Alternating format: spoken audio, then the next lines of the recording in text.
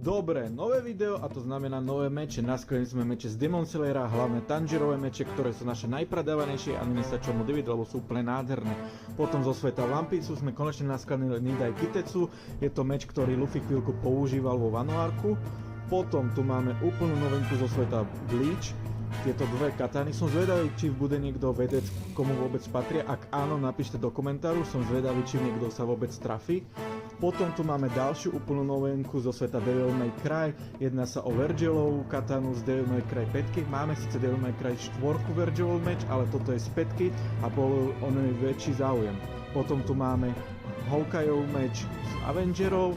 Ďalšiu novinku pre všetkých fanúšikov Dark Souls hier, a to katanu z Elden Ringu. Potom nemôže chýbať ani meč Attack on Titan a táto nádherná replika z Fate Stay Night Excalibur.